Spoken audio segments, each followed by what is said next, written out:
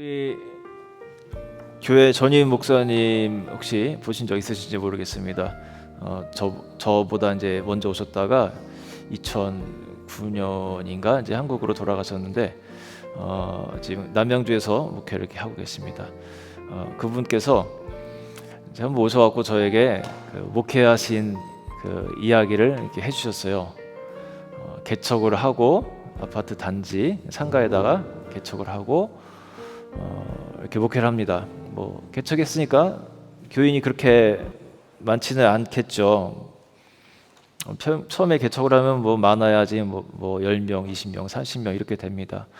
그러면서 계속해서 성도들을 보내달라고 기도하고 이제 교회 부흥을 위해서 기도하는데 하나님이 어느 날 어떤 마음을 딱 주시더래요. 내가 앞으로 1000명 목회해 주겠다. 그리고 그 기대와 희망을 품고 계속 목회를 합니다. 그런데 시간이 지나도 변화가 없는 거예요. 아닌가? 잘못 들었나? 그런데 어느 날 새로운 성도가 왔는데 이름이 박천명입니다. 이 1000명 목회 하라고 이렇게 보내셨나 보다. 그리고 그 1000명 성도를 이렇게 마음에 또 품고 한 명을 1000명과 같이 또 1000명을 한 명과 같이 목회를 하셨어요. 성경에 그런 말씀도 있잖아요. 하루가 첫날 같고 첫날이 하루 같다. 그분의 목사님의 목회 모토 중에 하나가 한 사람입니다. 한 사람이 갖는 그 대표성이 있어요. 그 한 사람을 정말로 천하가 한 사람 보다 귀하지 아니한 그런 마음을 갖고 그렇게 목회를 하셨어요. 그러면서 목회가 하나님께서 은혜를 부어주시고 이렇게 계속해서 부흥하고 제가 한국 갈 때마다 방문을 하는데 굉장히 뜨겁습니다. 성도들이 뭐 그렇게 많지는 않지만 100명이 안 되는 수준이지만 그래도 그 공간에 하나님의 그 임재와 막 그 은혜가 굉장히 뜨겁게 있는 것을 갈 적마다 제가 경험을 합니다. 작지만 작지 않은 그런 공동체예요. 우리가 이런 마음으로 같이 살아갔으면 좋겠습니다. 한 사람의 영혼을 천하보다 귀하게 여기시는 하나님의 그 마음을 품고 우리가 그런 미션의 마음을 갖고 같이 살아갔으면 좋겠어요. 제가 청년들에게도 모일 때마다 그런 얘기를 종종 합니다. 하나님은 전도하는 사람을 기뻐하시고 복 내리신다. 저도 살면서 그것을 많이 경험합니다. 언젠가 한번 말씀드린 적이 있을 텐데 저도 연약한 부분이 많이 있죠. 그럼에도 불구하고 계속해서 은혜를 공급하시는 이유는 전도에 대한 마음 그것만큼은 있기 때문에 하나님이 인생을 그래도 귀하게 가엽게 그렇게 여기시는 것 같아요. 제가 이제 오늘 노아의 방주에 대한 말씀을 좀 드리려고 합니다. 우리 아이들이 잠을 잘 때 기도를 해달라고 하는데 가끔 이제 비가 오는 소리가 들리면 제가 이제 기도 끝나고 나서 이제 우리 막내라든지 이제 둘째라든지 이제 그런 얘기를 종종 합니다. 하나님께 감사하면서 이렇게 비가 오는 날 비를 피할 수 있는 따뜻한 집을 주셔서 감사하다고 그런 얘기를 아이들이 많이 해요. 이제 영국도 10월 우기라는 말 영국 사람들이 좀 싫어하는 것 같아서 잘 안 쓰더라고요. 레이니 시즌이라는 표현을 하는 영국 사람 제가 잘 못 들어봤어요. 자존심이 있는 것 같아요. 우리나라에 감히 우기? 근데 제가 한 10여 년 살아보니까 우기가 맞는 것 같아요. 이게 한 10월부터 한 2, 3월까지 비 오는 시즌이 계속되는데 성경 시대에도 비가 어마어마하게 내렸던 때가 있죠. 누구의 때입니까? 사람으로 하면? 노아의 때죠. 자, 노아의 때가 정말 이 역사 속에서 그렇게 많은 비가 내린 때가 없었는데 며칠 동안 비가 내린지 아세요?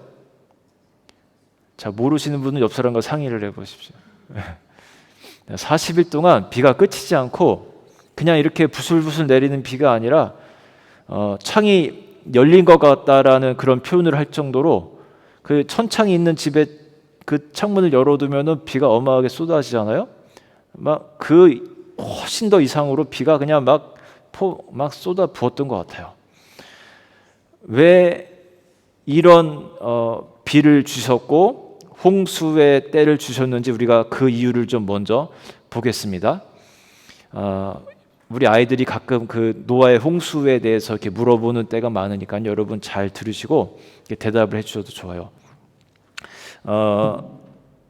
성경에 보면은 자 최초의 인간이 누구죠? 아담과 하와가 있습니다. 그리고 그 아담과 하와가 자녀들을 낳습니다. 누군지 아세요? 예, 가인과 둘째가 아벨이고 셋째는 셋. 외우기 쉽죠? 하나, 둘, 셋. 예, 가인과 아벨이 있는데 아벨은 중간에 죽습니다. 가인이 죽이죠. 시기하면서. 그리고 가인과 이 셋이 남는데 그 다음을 한번 보여주세요. 자, 아담에서 가인 첫째 아들이 살아남고 이렇게 쭉 이어집니다. 그리고 아벨은 죽고 셋이 또 족보를 이어 나갑니다. 자, 그런데 성경에서 뭐라고 하냐면은 이 가인 사람들을 향해서 사람의 이제 딸들이라는 표현을 합니다. 사람의 딸들. 그런데 굉장히 그 아름다웠었나 봐요.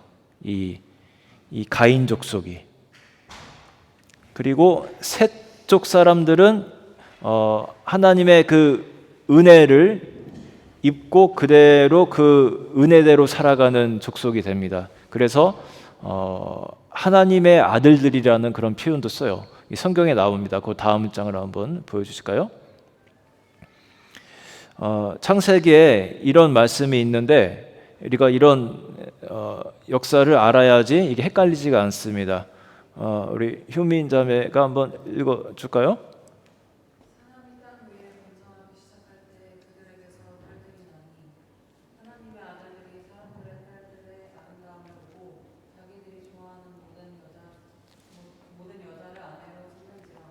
네, 땅 위에 사람이 번성하기 시작할 때 이제 딸들이 태어나기 시작합니다. 요 가인의 자손들을 그렇게 표현을 한 겁니다. 여기는 하나님의 아들들. 우리가 그냥 보면은 뭐 이렇게 하늘에서 뭐 이렇게 천사들의 아들들이 막 내려왔나 이렇게 생각할 수 있는데 어떤 그냥 표현이에요. 잘 믿는 사람들의 그런 이제 아들들이 사람의 딸들의 아름다움을 보고 자기들이 좋아하는 모든 여자를 아내로 삼습니다. 뭐 상상을 해보세요. 어떤 일이 일어나겠습니까? 마음에 드는 여자, 아름다운 여자가 있으면 서로 가서 내 아내 삼으려고 막 합니다. 그러다 보니까 이 남자들 간에 경쟁이 일어나고 또 쉽게 죽이고 뭐 법이 있어요, 뭐가 있어요. 그러니까 그런 하나님 보시기에 그런 악행들이 계속 일어나는 거예요. 어저께 이 여자 데리고 오고 또 다음날 또 저 여자 데리고 오고 집 안에서도 막 난리가 나지 않겠습니까?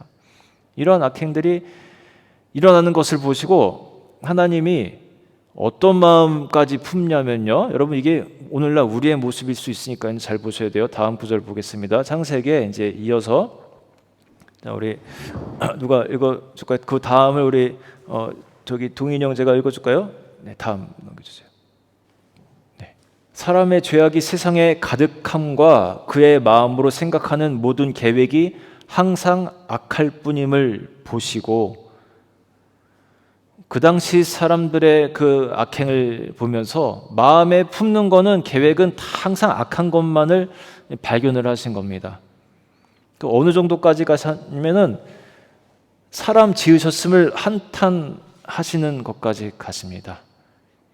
하나님이 막 후회하시고 실수하고 이런 분이 아닌데 이 사람의 악한 마음을 보시고는 그런 마음까지 품으셨다라는 겁니다.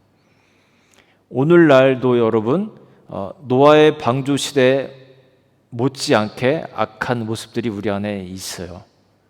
세상이 변해가는 것들을 보면은 우리 마음이 많이 변해가고 있습니다. 세속화되어 가고 있어요. 여러분 느끼십니까?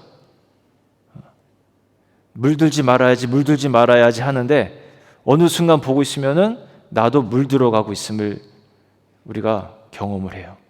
이 시대가 이렇게 계속해서 가다 보면요, 여러분이 마음에 품은 것들이 항상 악한 생각뿐이고, 혹시 그렇게 가다 보면 하나님은 반드시 그에 대한 어떤 무언가를 생각을 하시게 됩니다. 주의해야 돼요. 성경을 우리에게 주신 이유는 거울 삼으라는 겁니다. 하나님 사랑의 하나님이니까 그래 나를 용서하실 거야. 용서하시죠. 용서하시고. 그런데 우리 사람의 마음과 되게 비슷하세요. 하나님도. 세상에서 가장 사랑하는 게 여러분 부모에게는 자녀잖아요. 자녀. 그런데 자녀도 계속해서 못된 짓 하고, 그죠? 어떻게 생각해요? 계속해서 못된 짓 하고 계속해서 말 안 듣고 하면은 어떻게 하십니까? 연청성은 어떻게 하세요? 나는 자비롭고 은혜롭고 사랑이 많은 어머니니 내가 너를 용서하노라. 그러세요? 아니죠? 나는 한없이 자비로운 나는 어머니로다. 그런 어머니 없습니다. 그런 아버지 없어요. 하나님도 마찬가지예요.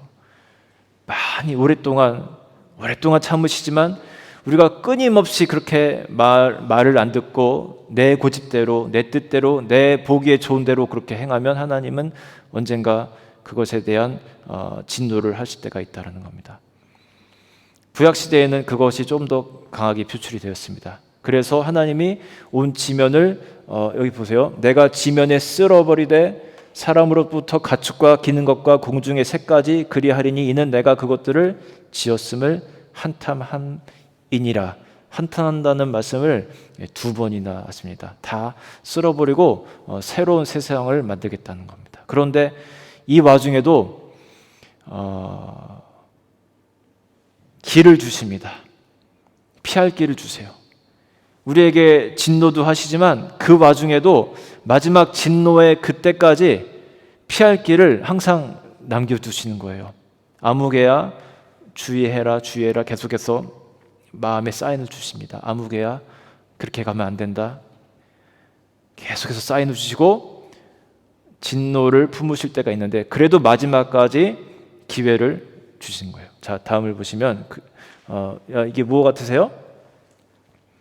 자, 이게 노아의 방주 시대의 모습을 한번 이렇게 상상으로 그려본 거겠죠?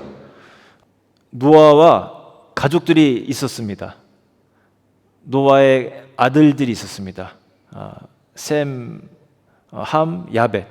자, 여기 보면 여기 노아가 있어요.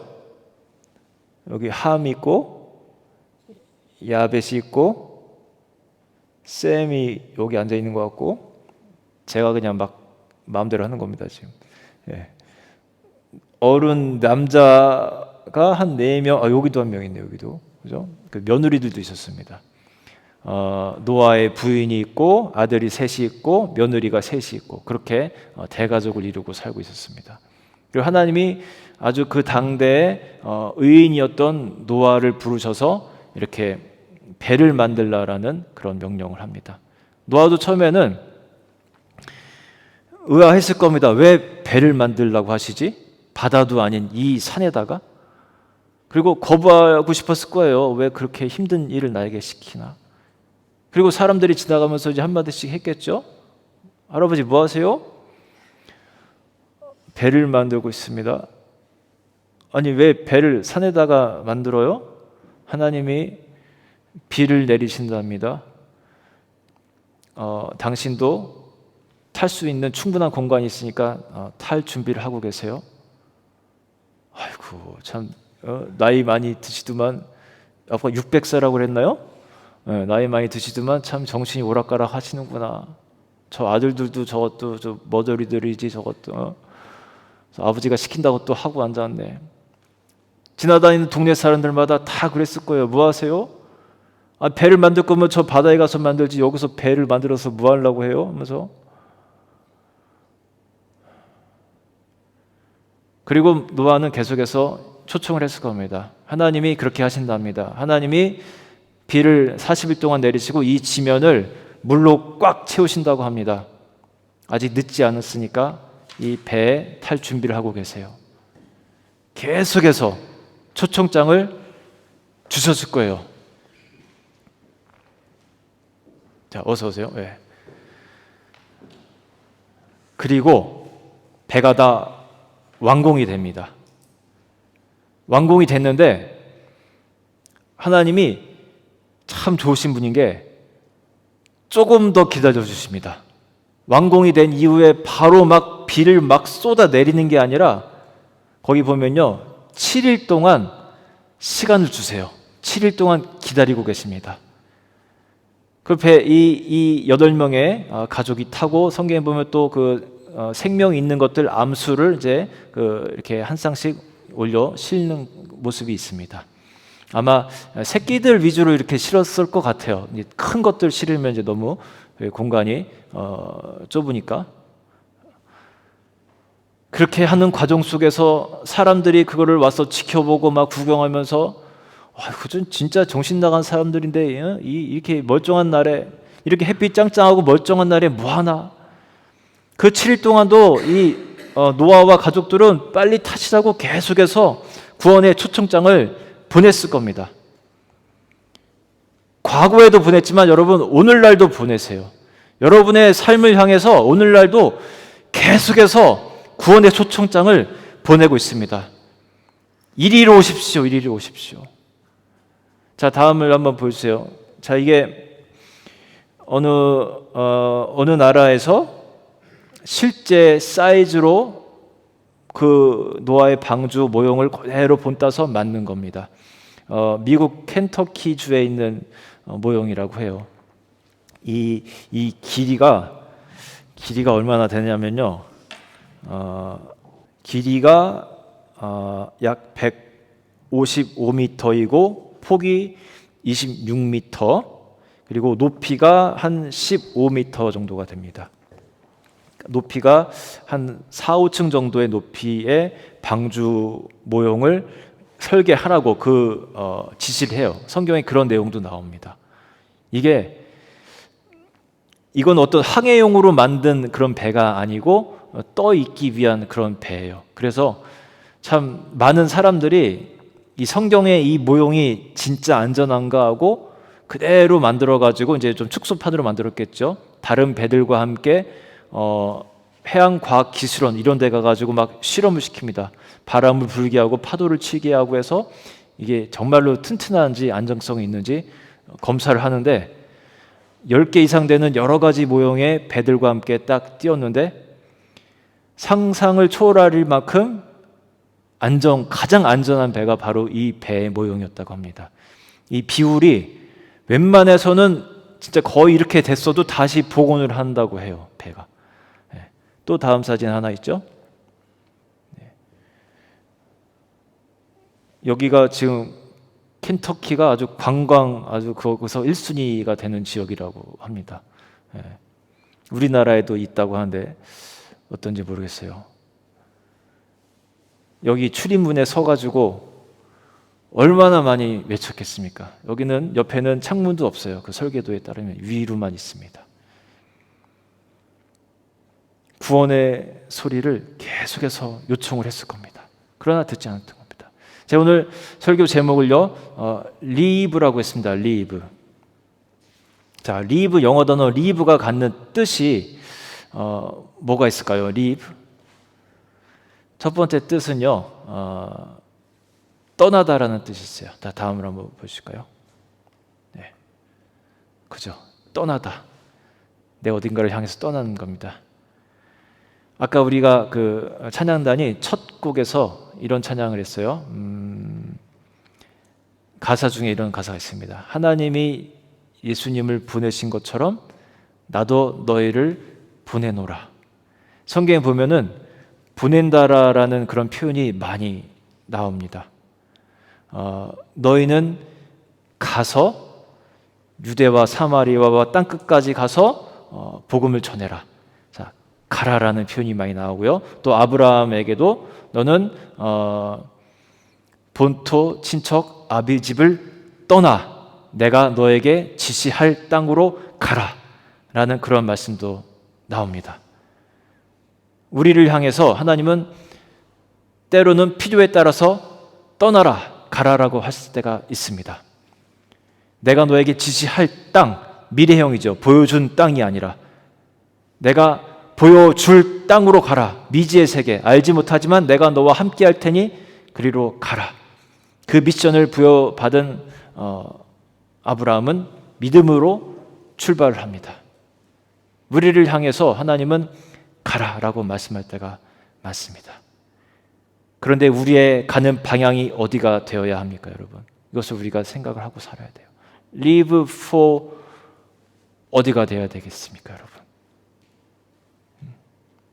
크리스찬의 발걸음이 향하는 곳이 어디가 되어야 되는지, 구원의 방주를 향하고 있는지, 내가 그 정반대로 세상이 자꾸만 손짓하는 그곳으로 내가 향해야 되는지, 이 시대 여러분 구분을 잘 하셔야 됩니다. 나의 live for는 어디가 되어야 되는지. 또 하나의 뜻이 있습니다. live라는 단어가 참 되게 재밌어요. 이거랑 어떻게 보면 좀 역설적인 것 같고 또 같은 뜻이기도 한데, 또 하나의 뜻은 자, 다음을 보시면요, 남겨두다라는 뜻이 있습니다. Leave something for me 이렇게 하면 나를 위해서 좀 이렇게 남겨달라 그렇게 하는 거잖아요. 남겨두는 겁니다. 내가 떠나감에 있어서 반대로 남겨놔야 돼요, 여러분. 내가 믿음의 자리로, 하나님의 부르심의 그 초청의 자리로 가기 위해서는 내가 과감히 남겨두어야 한다는 겁니다. 하나님이 나를 향해서 남겨놔! 그거 버려! 할 때 과감히 버리고 하나님의 뜻을 쫓아갈 수 있어야 된다는 거예요. 예수님의 제자들 보세요. 생각나는 제자들 누구 있어요? 베드로, 그 형제 안드레, 또 누구 있습니까? 야고보가 있고 요한이 있어요. 다 어부들이었습니다. 어부, 갈릴리에서. 예수님께서 그들에게 찾아와서 내가 너희를 사람 낚는 어부가 되게 하겠다, 나를 따르라 했을 때 그들의 액션, 성경에 기록되어 있는데 어땠는지 아세요? 뭘 버려두고 가는지 아세요? 배와 그물과 심지어 어떤 표현에 아버지까지 버려두고 예수를 쫓습니다. 다 멀쩡한 겁니다. 그죠? 살아가는 데 있어서 필요한 것들이에요. 이성적으로 볼 때 안 버려도 되는 것들입니다. 이게 뭐 오락 게임도 아니고 세상적인 것도 아니고 내가 살아가는 데 있어서 필요한 내 직업이고 심지어 가족이고.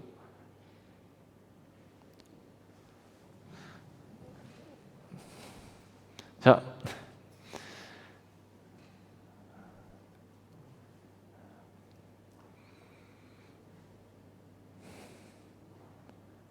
우리의 이성 속에서, 우리의 경험 속에서 이거는 너무 좋은 건데 왜요? 하는 것들이 있습니다. 그럼에도 불구하고 주님이 요청하시면 리브 할 수 있어야 됩니다. 어떤 것들이 있을까요? 저에게 딱 이 설교를 준비하면서 딱 생각나는 것 중에 하나는 뭐냐면요, 다른 사람의 시선이었습니다. 이 시대, 특히 이 시대, 당시에도 그랬죠. 다른 사람의 시선 때문에 그 방주에 올라타지 않은 사람들도 있었을 거라는 생각이 듭니다. 반신반의해서 타고 싶은데 다른 사람들이 나를 바보로 여길까 봐 그래서 타지 않는 사람들도 있었을 겁니다. 여러분, 세상의 시선은요, 당신을 바라보면서 당신이 믿음으로 살려고 할 때, 내가 교회에 더 집중하려고 할 때, 내가 이 비 오는 날 교회를 가려고 할 때, 내 시간을 투자해서 내 또 헌금까지 내면서 내가 교회 생활을 하려고 할 때 사람들의 시선은 약간 이상하게, 아이고 저 바보 같은 사람, 저게 뭐가 있다고, 뭐가 있는지 알지도 못하면서 저렇게 한다고, 그렇게 한 사람이 있을 수도 있어요. 제가 한국 가서 친구들을 많이 만나고 왔습니다. 고등학교 친구들 위주로 많은 친구들을 만나고 왔어요. 대부분 군인이고 뭐 또 이렇게 전역해서 뭐 항공사에 가 있는 친구도 있고 공무원이 된 친구도 있고 막 그래요. 이제 목회자가 된 친구를 만나니까 참 이렇게 신기해합니다. 전혀 다른 길을 간 친구가 거의 없는데 저희 동기 중에서 목사가 2명이고 또 스님이 한 분 계세요. 그 스님은 가끔씩 내려와서 친구들 만나고 그렇게 돌아간다는데 이렇게 종교인이 3명이 있으니까 굉장히 신기해합니다. 그러면서 이제 막 재밌는 얘기 돼요. 그 친구는 이렇게 각 한 달에 한 번씩 내려와서 우리 동기 모임하면 이렇게 같이 이렇게 고기도 먹고 가고 막 고기를 드신다고 막 그런 얘기도 하고 했는데 영국에서 이렇게 목회하면서 살아가는 것을 이렇게 들으면서 저를 보는 시선이 어떨까 이렇게 얘기도 들어보고 그들의 눈빛도 바라보고 이렇게 했어요. 이렇게 느껴지는 게 있잖아요. 나를 어떻게 보는지. 그런데 제가 느낀 느낌은 너 참 바보 같은 인생을 사는구나 라는 눈빛은 없었던 것 같아요. 오히려 그래 먼 나라 가서 고생은 하지만 그래도 참 보람되게 사는구나라고 느끼는 눈빛이 많았습니다. 안 믿는 친구들이야 대부분. 그럼에도 불구하고 목회자가 되어서 그렇게 살아가는 것을 보니까 뭔가 뿌듯해하는 느낌을 전 사실 받았어요. 착각인가요? 경제적으로 보면 그들이 훨씬 더 잘 삽니다. 월급이 한 3, 4배, 많게는 4배, 5배까지도 될 수도 있어요. 그럼에도 불구하고 그 친구들은 그렇게 보지 않는 것 같았습니다. 제가 고등학교 때 그래도 그걸 잘했어요. 제가 안 그래 보입니까? 제가 그래도 착하게 못되진 않게 살았어요. 이렇게 힘들어하는 친구가 있으면 제가 가서 친구가 되어준 경험들이 많이 있습니다. 이렇게 약간 왕따같이 힘들어할 때 저는 그 하나님이 주신 마음이었던 것 같아요. 남자들 세계에서는 그런 게 있어요. 이렇게 약간 약하고 그러면은 이렇게 못살게 굴고 약간 그런 게 있어서 저도 뭐 이렇게 되게 거칠고 그런 스타일은 아니지만 언제나 제가 아는 이상 항상 가서 보호해주려고 노력을 하고 그런 마음을 가졌습니다.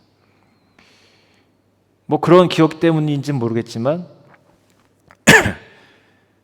목회하면서 살아가는 저를 보면서 이상하게 참 불쌍하다, 너 참 잘못됐다 이런 느낌은 제가 받지 못했습니다. 여러분, 어쩌면 그 여러분을 향한 시선들이 여러분의 생각과 다를 수가 있습니다. 내가 믿음으로 살려고 그렇게 애를 쓰고 그렇게 살아갈 때 여러분은 저 사람들은 나를 바보 취급할 거야. 그렇지 않을 수 있습니다. 자유로워져야 돼요. 남의 시선에서. 하나님을 만나기 위해서 자유로워져야 됩니다. 내가 버려야 될 것도 뭐가 있을까요? 중요하지 않은 것들이 생각났습니다. 하나님께로 더 가까이 가기 위해서 내가 버려야 할 것들, 그것들 중에는요 중요하지 않은 것들이 있습니다. 영화를 보면은 그런 장면들이 이렇게 나오죠. 이렇게 배를 타고 갈 때 막 짐을 버리는 그런 때가 있죠. 그러면 뭐부터 버립니까? 중요하지 않은 것들부터 일단 버립니다. 무게를 다 빼야 되기 때문에. 하나님 나라 갈 때도 그런 것 같아요. 여러분 삶 속에 중요하지 않은 것들이 먼저 떠오르는 것들이 있을 겁니다. 뭐가 있으세요? 내 인생에 중요하지 않은 것들. 하나님 나라에 가는데 방해만 되고 전혀 중요하지 않은 것들 뭐가 있습니까? 테니스 채? 네. 중요하지 않은 거 있어요, 여러분. 여러분 삶 속에서 분명히 있습니다. 많이 있습니다. 새 보시면 여러분 가셔서 한 번씩 써보세요. 중요한 거, 중요하지 않은 것. 그러면 10개, 20개, 30개가 계속 나올 겁니다. 그러면 하나님이 나에게 그런 마음을 주시면요, 그런 것들을 하나하나씩 X자를 자꾸만 쳐 나가십시오. 가벼워지는 거예요. 자꾸만 가벼워지는 거. 내 인생이 자꾸만 가벼워져야 됩니다. 하나님 나라로 향해서 갈 때. 그리고 마지막으로 뭐가 있을까요? 중요한 거. 그런데 중요한 것마저도 하나님이 버리라고 하시면 버려야 돼요. 돈이 중요하잖아요?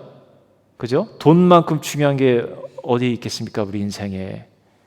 그런데 예수님은 제자로 초청할 때 지금 우리가 보고 있는 그 12제자만 초청한 것이 아니었습니다.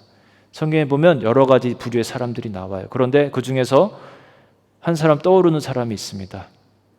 거기 기록에 부자 청년이라고 나옵니다. 부자 청년을 향해서 초청을 합니다. 부자지만 그래도 어느 정도 마음에 준비가 돼 보이는 사람이었던 것 같아요. 그를 향해서 하나님이 초청합니다. 내가 가진 것을 버리고 나를 따르라. 우리 예훈이 형제 딱 보면 귀티가 막 쫙 흐르잖아요. 그죠? 아니에요? 어때? 붕충충해 볼 때. 왜 거짓말하는 것 같아요? 그래요? 형이지 형? 네, 귀티가 그 동자 같잖아요. 약간. 이런 청년에게 가서 너 나를 따르라. 네가 갖고 있는 것을 다 버리고 나를 따르라 라고 합니다. 그때 이 귀티나는 청년은 고민하다가 되돌아갔다라고 합니다. 고민이 돼요. 그렇게 얼마나 고민이 되겠습니까? 고민하면서 결국 마지막 결정은 돈을 쫓아간 겁니다. 하나님의 요청이 이럴 때가 있어요. 귀한 것까지도 버리고 나를 쫓으라. 자, 여기서 부자라고 생각되는 청년들 손 들어보세요. 나는 부자입니다. 없어요?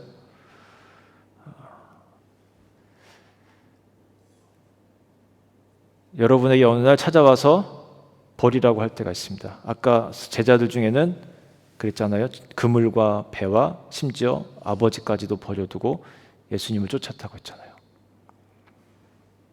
예수님의 마음에 네가 진짜 아끼는 것 이거지? 할 때가 있어요. 그럴 때 과감하게 버려야 됩니다. 제가 지난번 그랬잖아요. 시드모스 바닷가에 갔다가 집이 불이 탄 것을 제가 알고 이 사람이 수육을 하다가 불을 안 끄고 왔거든요. 그 바닷가에서 4시간 동안 집이 불탔겠다라고 딱 생각을 하고 돌아오는 길에 막 다급했었는데 그때 마음에 하나님이 주신 마음이 뭐였냐면 제로 세팅이라는 마음을 주셨었거든요. 그때 네가 의지하고 있는 것 있지? 집이 곧 돈이잖아요. 그런데 그건 내가 가져갈게. 4시간이면 홀랑 다 탔을 거 아닙니까? 그런데 그 순간 제 마음에 뭔가 모를 그 평안함이 쫙 왔어요. 하나님이 주시는 그 제로 세팅이라는 그 단어가 딱 떠오르면서 제가 화도 안 내고 진짜 안 껐어 한마디 딱 하고 그 시간을 차를 끌고 왔습니다. 불 홀라당 타 있을 집을 상상하면서, 그러나 다시 알거지가 돼서 하나님만 전적으로 바라보게 하는 그런 인생, 그런 목회를 하게 할 것을 상상하면서 시원한 마음으로 왔습니다. 집을 여니까 연기가 팍 뽀해가지고 막, 다행히 불은 나지 않았는데 냄새가, 고약한 냄새가 한 달 이상 가가지고 우리가 텐트 치고 살았거든요, 마당에다가. 그러면서 그때 느꼈어요. 텐트에서 살아가는 인생. 그러나 하나님이 함께 계시면 그만이다. 집을 주셨으니 그래도 감사하다. 여러분, 하나님의 초청의 소리가 있을 때 얼른 타야 됩니다. 여러분을 향해서 노아를 통해서 그 시대 사람들에게 계속 소리쳤던 것처럼 오늘날도요, 이 예배를 통해서 여러분에게 사운드가 들리게 하시고, 성경을 통해서, 우리 묵상을 통해서, 여러 루트를 통해서, 지인들을 통해서 말씀하실 때가 있습니다. 그때 하나님 목소리를 들으십시오.